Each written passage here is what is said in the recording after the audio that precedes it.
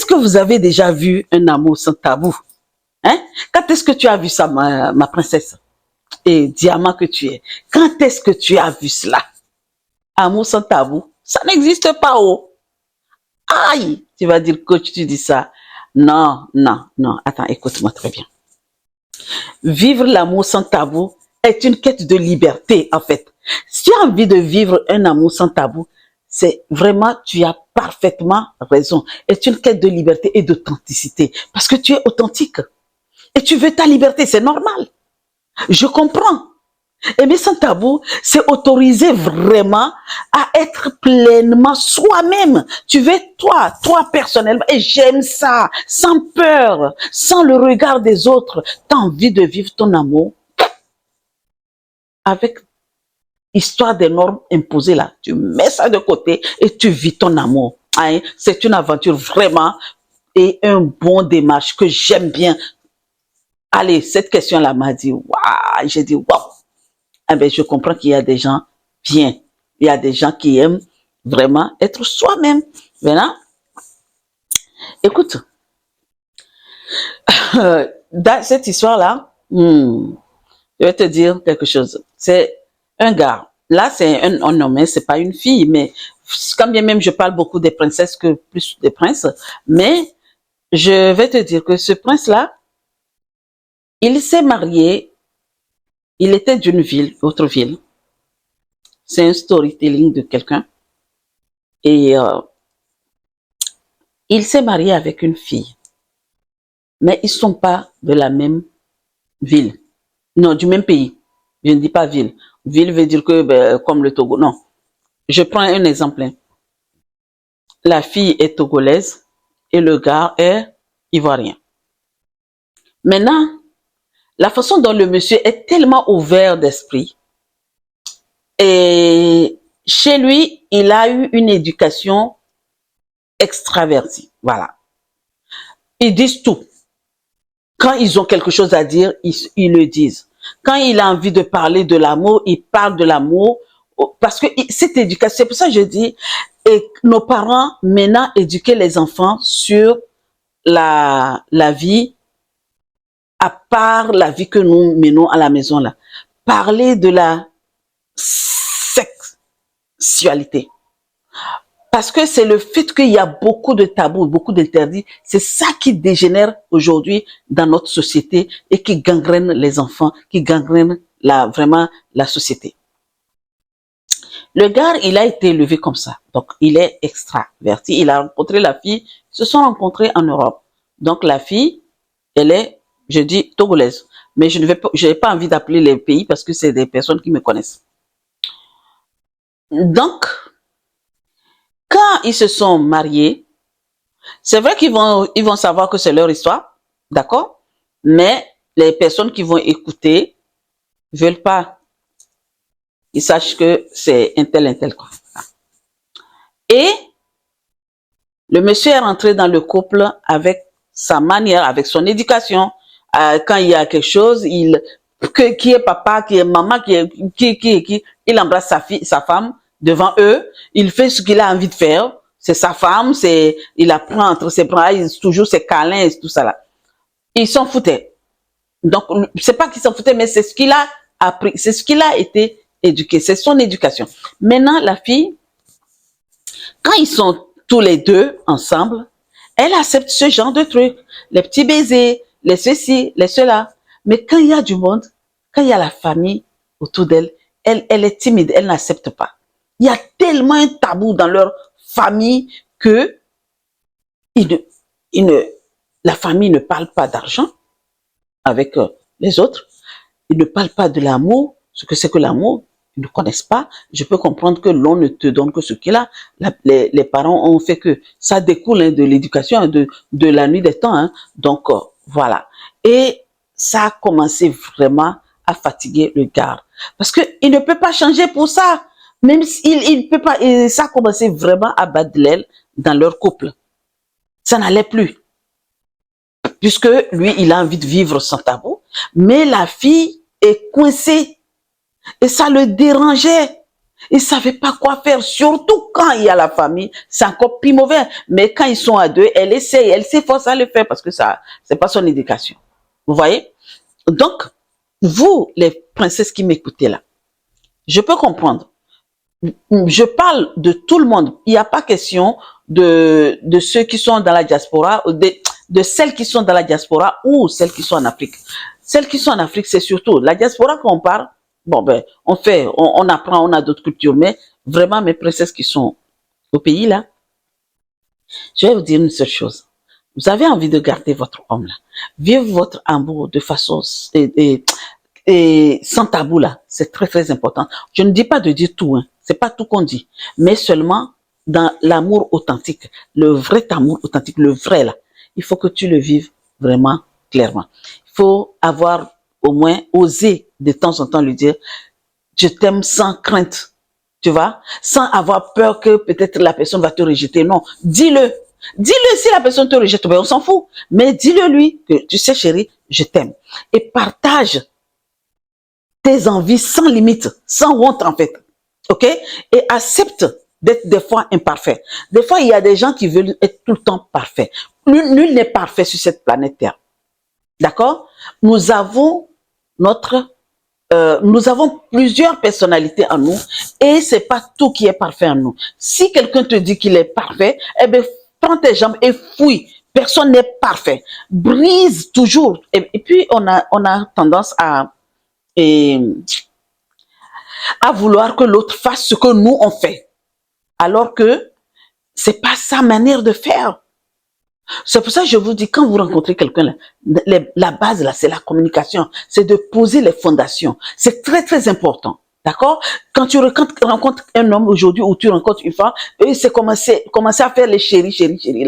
Là, vraiment, si, princesse, écoute-moi très bien. Tu rencontres un homme aujourd'hui, et il veut commencer à chérir, chérir, chérir, à ne rien t'écouter, à ne même pas te parler de ce qu'il veut, de ce qu'il ne veut pas. Prends tes jambes courtes parce que cet homme-là, ça ne va pas durer.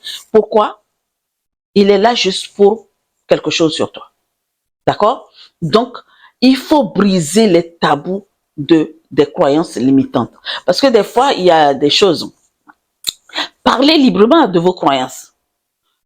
Si tu es dans la spiritualité ancestrale, eh bien, dis, regarde, moi, je suis dans la spiritualité ancestrale. Si tu vas à l'église, dis à la personne ce que tu fais, ce que tu crois, à qui tu crois. De toute façon, nous tous, même que ce soit la spiritualité ancestrale, que ce soit quoi que ce soit, tout le monde croit en un seul Dieu, seul. Maintenant, ça dépend de ce que tu fais de ton Dieu. D'accord? Donc, soyez vrai, franche sur vos croyances. Sois franche, princesse. OK? Et puis, il faut arrêter les jugements. Il faut parler sans jugement. Quand tu veux parler de quelque chose, ne juge pas la personne. Tu as envie de parler? Eh bien, parle sincèrement. Vive ton amour sans tabou, c'est d'accueillir chaque expérience avec curiosité et ouverture. Quand quelque chose t'arrive, bon, par exemple, je vais dire, tu rencontres la personne. Tu ne sais pas ce que la personne fait. Vous avez pris le temps de vous asseoir et discuter de tout ce que la personne veut, tout ça là. Ou tu acceptes, ou tu dis non, ça ne me plaît pas, ça me plaît, ça ne me plaît pas, ça me plaît. Ne prends pas tout ça au premier degré ou rejeter tout d'un seul coup. Non. Accepte les choses avec curiosité, d'accord? Les expériences des autres et cherche à comprendre. Je te donne un exemple. Il y avait une sœur, bon, je pense que elle s'est mariée à un Whitey. Et on amène ceci, ah, je ne vais pas. On amène à manger, hein. Ça, je prends, c'est leur culture culinaire. La culture culinaire des Whitey. Vous savez très bien qu'ils ont des fromages bizarres là, que moi, d'ailleurs, moi, j'aime pas. Voilà. Point barre. Au début, j'ai dit, j'ai goûté et je suis ouvert d'esprit, hein. J'ai pris, j'ai goûté, j'ai dit, ça ne passe pas, j'ai goûté au moins. Donc, la fille, tellement qu'elle est coincée, tout tout ce qui est dans la culture du Gard, elle ne veut pas. Culinaire, elle ne voulait pas. Elle veut juste son repas à elle, ce qu'elle fait de chez elle. C'est ça seulement qu'elle veut manger. Et un jour, ils ont été invités. Donc, à chaque invitation, elle évite tout le temps. Les enfants sont venus. C'est que son homme l'aimait. Hein. Son homme l'aimait. Mais ce que je vous dis là, ce couple-là, ils ont divorcé. De toute façon, sachez que les couples mixtes là, bon, d'accord? Et elle, tout le temps, elle voulait pas aller. Jusqu'à ce qu'il y ait eu des enfants.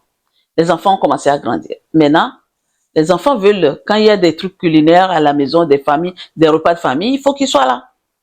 Eh bien, figurez-vous qu'elle a été à une fois leur repas, elle n'a pas mangé. Elle a bu que de l'eau. Elle a bu que du jus jusqu'à partir. Rentrer chez elle. Elle n'a pas mangé. Elle n'a rien, elle a pris un truc là, elle a mis dans son assiette là, elle n'a jamais mangé. N'a pas touché. Et les parents ont vu cela. Et c'est là que la guerre a commencé pour elle. Jusqu'à ce qu'il y a eu divorce. Bon. Maintenant, toi qui m'écoutes là, tu rencontres un homme, peut-être, je prends juste, même peut-être chez nous, hein, en Afrique, hein, on a tellement une immensité de culture culinaire sur notre cher continent. Même je prends le petit pays Togo là, que vous tous vous dites là. Les gens du nord là, comme moi, milieu, hein, pas nord, il y a grand nord, nord, milieu, sud. Nous avons notre manière de manger. C'est différent des personnes du sud, de ceci et de cela. Tu rencontres cette personne-là et tu demandes de quelle façon vivre l'amour sans tabou et tu refuses de manger le repas peut-être du sud. Soit tu refuses de manger là, ouais, soit tu refuses de quelqu'un du nord, tu refuses de manger à Fiti. Donc, il faut savoir ce que tu veux. Il faut savoir ce que tu veux. Donc, c'est pour ça, il faut que tu acceptes leur expérience à eux. C'est vivre l'amour sans tabou. Accepte afin de dire que non, j'ai goûté, mais ça ne me plaît pas. Voilà. Je te donne encore un autre exemple. Moi, je vis en Guadeloupe.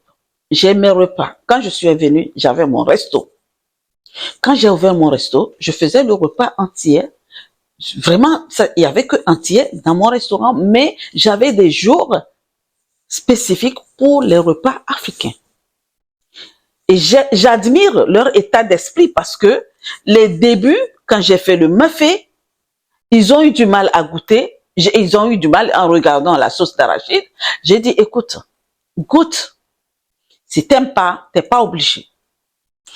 Tchéboujen, c'était pareil.